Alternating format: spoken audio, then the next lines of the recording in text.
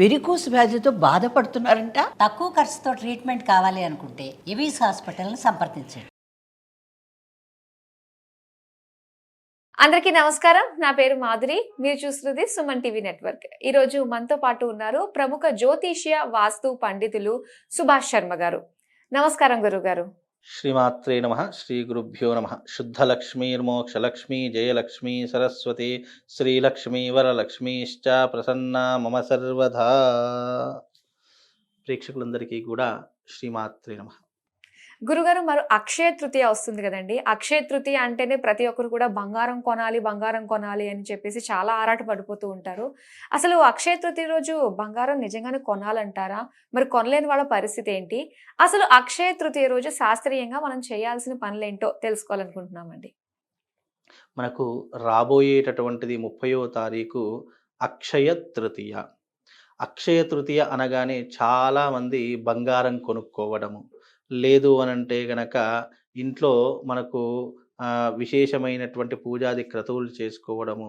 ఇక అక్షయ తృతీయ అంటే చాలామందికి బంగారమే గుర్తుకొస్తుంది. ఎలాగైనా సరే బంగారం తీసుకోవాలి, ఇక బంగారం తీసుకోకపోతే ఆ సంవత్సరం అంతా కూడా నష్టమే వస్తుంది అని చెప్పి భ్రమ పడిపోతూ ఉంటారు. నిజానికి అక్షయ తృతీయ అనేటటువంటిది మీ జీవితాన్ని ఉద్ధరింపజేసుకోవడానికి, మీ జీవితాన్ని మార్చుకోవడానికి ఏర్పడినటువంటిదే అక్షయ తృతీయ అని అర్థం. మీకు వేదమునందు శాస్త్రమునందు ఎప్పుడైనా మీరు గుర్తుపెట్టుకోండి, అక్షయ తృతీయ రోజున ఏమేమి జరిగాయి, పురాణాలలో కానీ ఇతిహాసాలలో కానీ సనాతన సాంప్రదాయంలో కానీ ఏమేమి కార్యక్రమాలు జరిగాయి, ఎలాంటి పనులు జరిగాయి అనేటటువంటివి మీరు తెలుసుకోవాలి. ఎందుకంటే అవి తెలుసుకుంటే మనం బంగారం కొనుక్కోవాలా, లేదా ఇంట్లో పూజాది క్రతువులు చేసుకోవాలా, దాన ధర్మాలు చేసుకోవాలా మనకు అర్థమవుతుంది. ఎందుకంటే ఎప్పుడైనా గుర్తుపెట్టుకోండి, అక్షయ తృతీయ రోజున జరిగినటువంటి పురాణ ఇతిహాసాల గాథలు ఏంటి అంటే, అక్షయ తృతీయ రోజున పరశురామ జయంతి, అంటే పరశురాముడు భూమి మీద పుట్టినటువంటి రోజు కాబట్టి ఆ పరశురాముడి యొక్క జయంతిని జరుపుకుంటారు. అదే రకంగా అక్షయ తృతీయ రోజున శ్రీ మహాలక్ష్మి కుబేరునికి అనుగ్రహించినటువంటి రోజు, అంటే సిరి సంపదలు అనుగ్రహించినటువంటి రోజు ఈ అక్షయ తృతీయ.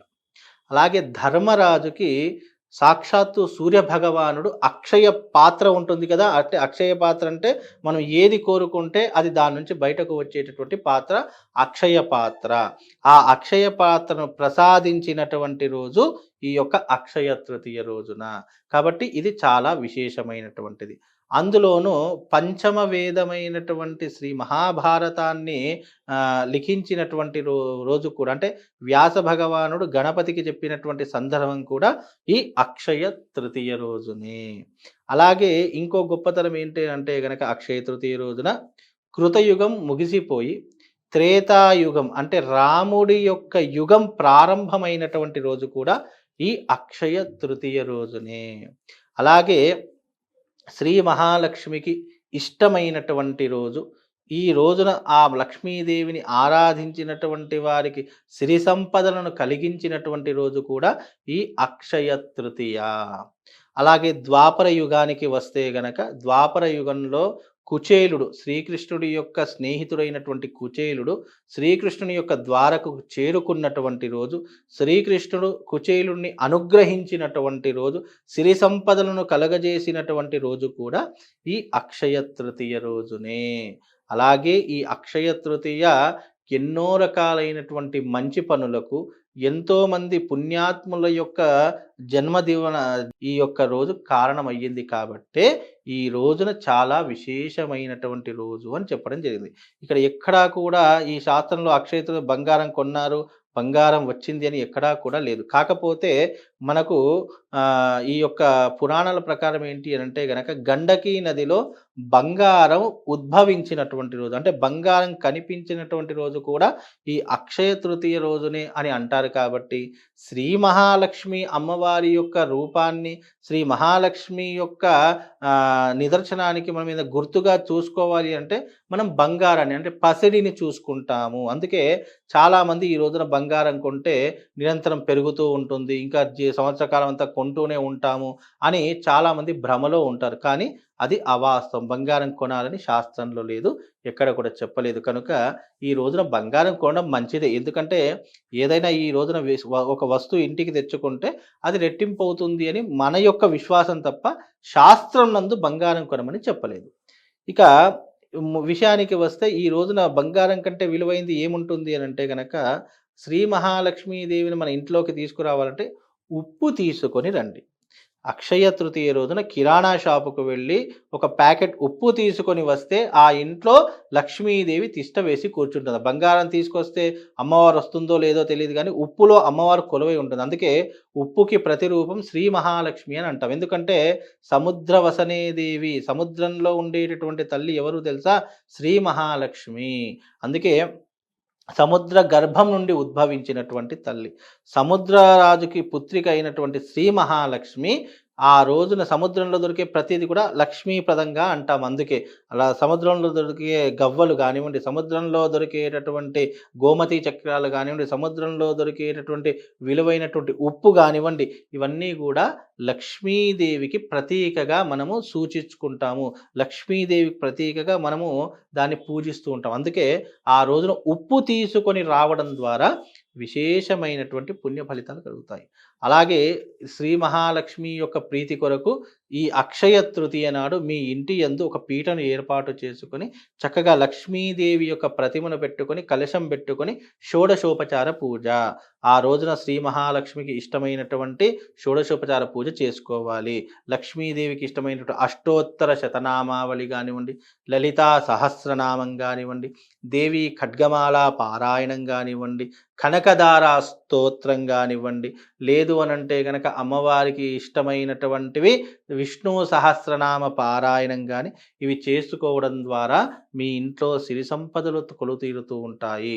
అలాగే ఆ రోజున విశేషంగా మా పీఠమునందు మహాలక్ష్మి యాగం చేస్తాం. అంటే ఇది ప్రతి సంవత్సరము అక్షయ తృతీయ వచ్చింది అని అంటే గనక తప్పకుండా మహాలక్ష్మి యాగాన్ని నిర్వహిస్తాము. ఎవరికైనా ఆర్థిక బాధలున్నా, ఇబ్బందులున్నా ఈ మహాలక్ష్మి యాగంలో మీ గోత్రనామాలు పంపించండి.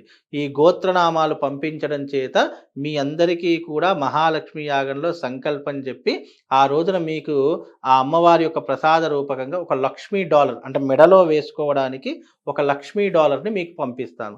అది ఆ రోజున మెడలో వేసుకునే ప్రయత్నం చేయండి. తద్వారా మీకు శుభం లాభం కలుగుతుంది.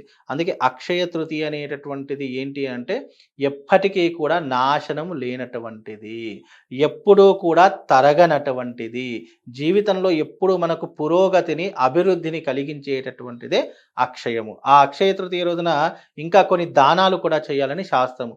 ఏం దానం చేయాలి అనంటే ఆ రోజున కుంభదానం అంటే నీటితో నింపినటువంటి ఒక కుండను దానం ఇవ్వడము చేయవచ్చు. అలాగే గొడుగు దానము, చెప్పుల దానము, అన్నదానము, అలాగే ఆ రోజున విశేషంగా చేయవలసినటువంటి దానము సువర్ణ దానము అని చెప్పడం జరిగింది. సువర్ణ దానం ఇప్పుడంటే బంగారం ఎవరు దానం చేయలేరు, ఎందుకంటే చాలామందికి విశేషంగా బంగారం విపరీతంగా పెరిగినటువంటి రోజులు కాబట్టి ఇవి చేయలేం. కాబట్టి కనీసం వీలైతే అన్నదానం, బంగారం కంటే విలువైనది ఒక మనిషికి కడుపు నిండా భోజనం పెట్టడం, ఇలాంటి దానాలు చేసుకోండి.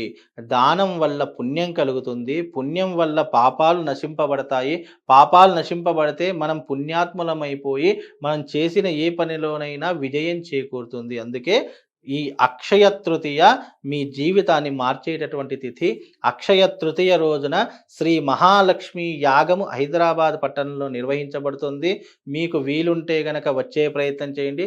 ఒకవేళ మీరు రాకపోయినా మీ గోత్రనామాలు, మీ ఇంటి పేరు, మీ గోత్రము, మీ కుటుంబ సభ్యులందరి పేర్లు పంపించండి. ఆ రోజున స్వయంగా నేనే శ్రీ మహాలక్ష్మి యాగం నిర్వహిస్తాను.